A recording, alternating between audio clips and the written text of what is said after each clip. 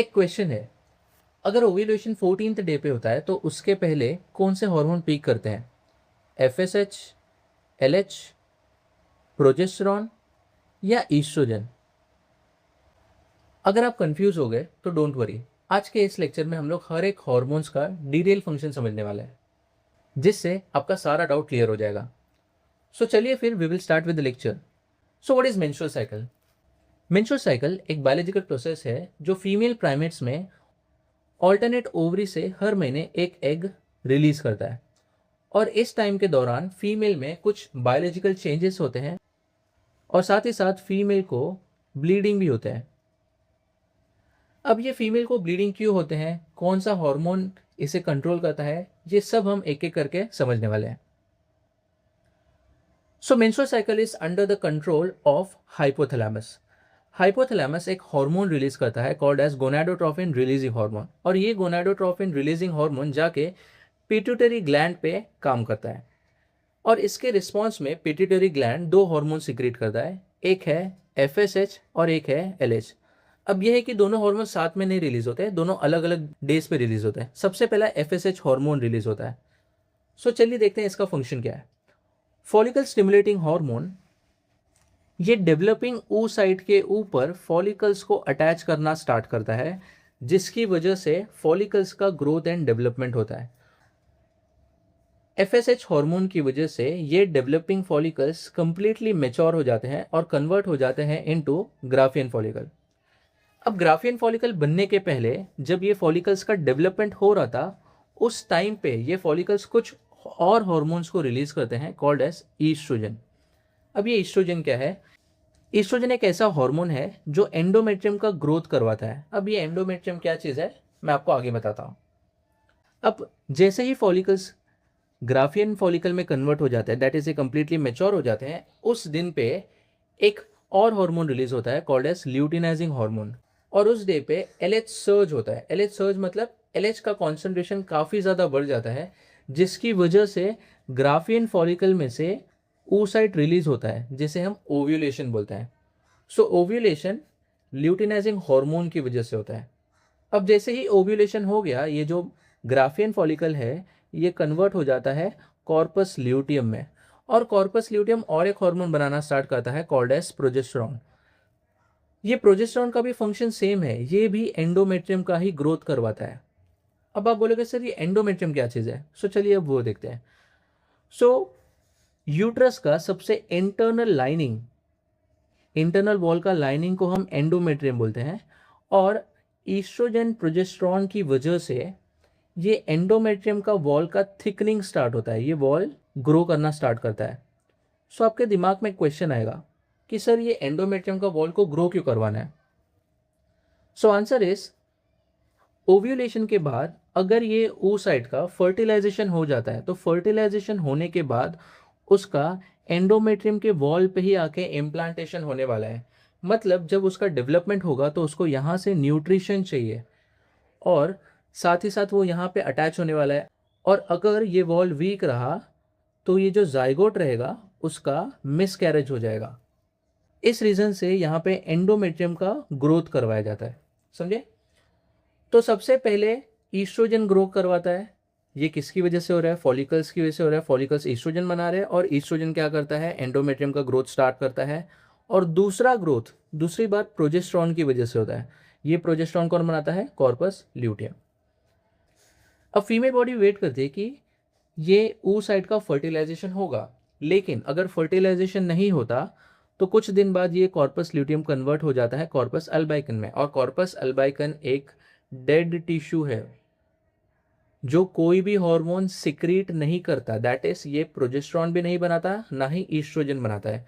अब क्योंकि कॉर्पस अल्बाइकन कोई भी हार्मोन नहीं बना रहा है, ये जो भी एंडोमेट्रियम वॉल यहाँ पे ग्रो हुआ था, ये एंडोमेट्रियम वॉल यहाँ पे ब्रेक होना स्टार्ट होता है, जिसकी वजह से फीमेल को ब्लीडिंग आना स्टार्ट होता है। सो चलिए इस प्रोसेस को वापस से एक बार हम फ्लो चार्ट की मदद से समझते हैं। So hypothalamus gonadotrophin releasing hormone secrete करना स्टार्ट करता है, जो जाके पिट्यूटरी ग्लैंड पैक करता है, और पिट्यूटरी ग्लैंड इसके रिस्पॉन्स में फॉलिकल स्टिमुलेटिंग हार्मोन और ल्यूटिनाइजिंग हार्मोन सीक्रेट करता है। ये फॉलिकल स्टिमुलेटिंग हार्मोन जाके फॉलिकुलोजेनेसिस करवाता है, दैट इज फॉलिकल का डेवलपमेंट, और डेवलपिंग फॉलिकल सीक्रेट करते हैं ईस्ट्रोजन हार्मोन। ये ईस्ट्रोजन हार्मोन एंडोमेट्रियम का ग्रोथ करवाता है। अब डेवलपिंग फॉलिकल कंप्लीटली मेच्योर होकर बन जाता है ग्राफियन फॉलिकल। जिस दिन ग्राफियल फॉलिकल बनता है उस दिन एलएच सर्ज होता है, जिसकी वजह से ओव्यूलेशन हो जाता है, दैट इज एग रिलीज हो जाता है। अब एग रिलीज होने के बाद ये ग्राफियन फॉलिकल कन्वर्ट हो जाता है कॉर्पस ल्यूटियम में। कॉर्पस ल्यूटियम अब प्रोजेस्टेरॉन हार्मोन सीक्रेट करना स्टार्ट करता है, जो अगेन सेम फंक्शन करता है, दैट इज एंडोमेट्रियम का ग्रोथ मेंटेन करवाता है। अब एंडोमेट्रियम का यहाँ पे ग्रोथ हो रहा है। अब बॉडी कुछ दिन तक वेट करेगा कि फर्टिलाइजेशन हो, लेकिन अगर फर्टिलाइजेशन नहीं होता है तो कॉर्पस ल्यूटियम कुछ दिन बाद कन्वर्ट हो जाता है कॉर्पस अल्बाइकिन में, जो डीजनरेट हो जाता है।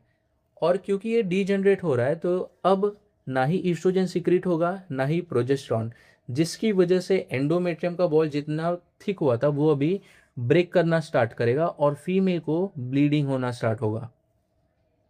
समझे?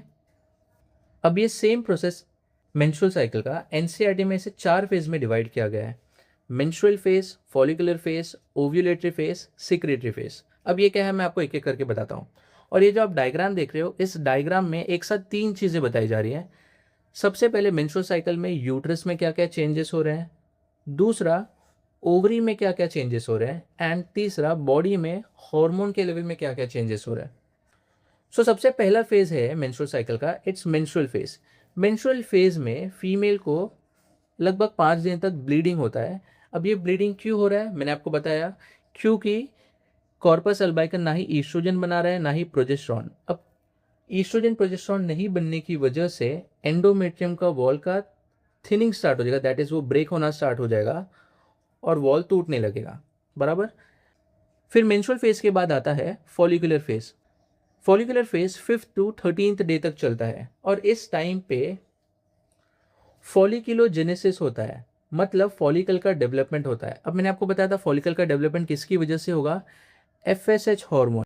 ये एफएसएच हार्मोन का लेवल बढ़ता है जिसकी वजह से फॉलिकल का डेवलपमेंट होता है और ये डेवलपिंग फॉलिकल ईस्ट्रोजन बनाना स्टार्ट करते हैं। अब ये ईस्ट्रोजन बनाना स्टार्ट करते हैं, इसकी वजह से एंडोमेट्रियम का फिर से ग्रोथ होना स्टार्ट होता है।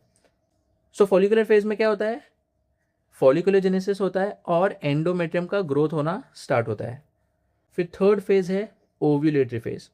ओव्यूलेटरी फेज 14th डे पे होता है। 14th डे पे मेच्योर फॉलिकल कन्वर्ट हो जाता है ग्राफियन फॉलिकल में और इस दिन एलएच सर्ज होता है। देख सकते हैं हार्मोन का लेवल काफ़ी ज़्यादा बढ़ गया है। एलएच सर्ज होने की वजह से ओव्यूलेशन हो जाता है। ये सबसे छोटा फेज है ओव्यूलेटरी फेज। फिर नेक्स्ट फेज है सिक्रेटरी फेज। सिक्रेटरी फेज सबसे बड़ा फेज है जो 15th to 28th डे पे होता है। अब सिक्रेटरी फेज में ये जो ग्राफियन फॉलिकल है ये कन्वर्ट हो जाता है इनटू कॉर्पस ल्यूटियम और कॉर्पस ल्यूटियम बनाना स्टार्ट करता है प्रोजेस्टेरॉन। देखिए इस फेज में प्रोजेस्टेरॉन का लेवल काफ़ी ज़्यादा बढ़ रहा है। प्रोजेस्टेरॉन के लेवल बढ़ने की वजह से एंडोमेट्रियम का ग्रोथ और ज़्यादा होने लगता है और एंडोमेट्रियम एकदम ज़्यादा थिक होने लगता है। अब बॉडी वेट करेगा कि फर्टिलाइजेशन हो, लेकिन अगर फर्टिलाइजेशन नहीं होता है ये कॉर्पस ल्यूटियम कन्वर्ट हो जाता है कॉर्पस अल्बाइकन में, जिसकी वजह से प्रोजेस्टेरॉन का कॉन्सेंट्रेशन कम होने लगता है और ईस्ट्रोजन का भी कॉन्सेंट्रेशन कम होने लगता है। ये दोनों के डिक्लाइन होने की वजह से एंडोमेट्रियम वापस से टूटना स्टार्ट होगा और फीमेल को वापस से नेक्स्ट साइकिल का ब्लीडिंग स्टार्ट हो जाएगा। और इस तरीके से फीमेल में हर महीने मेंस्ट्रुअल साइकिल चलता है, जहाँ पे हर महीने ऑल्टरनेट ओवरी से एक एक oocyte रिलीज होता है और एंडोमेट्रियम का वॉल थिकनिंग होगा, फिर वो ब्रेक होगा, फिर फीमेल को ब्लीडिंग होगा और ये प्रोसेस हर महीने चलता है जब तक फर्टिलाइजेशन नहीं होता। सो होप आपको ये लेक्चर इजीली समझ गया। इसे एंड करने के पहले आप इस PYQ क्वेश्चन का आंसर करें जो नीट में पूछा गया था। Menstruation occurs due to increase in FSH and LH, high levels of progesterone, degeneration of corpus luteum causing decline in estrogen and progesterone, release of secondary oocyte from the ovary। सो इसका answer क्या है आप मुझे comment करके बताओ, जिससे मुझे ये समझेगा कि आपको आज का लेक्चर अच्छे से समझा है कि नहीं समझा है। और ये नोट्स का लिंक मैंने डिस्क्रिप्शन बॉक्स में ऐड कर दिया है, आप वहाँ से उसे डाउनलोड कर सकते हैं। सो चलिए फिर we will meet in the next lecture. तब तक के लिए कीप स्टडिंग, स्टे क्यूरियस।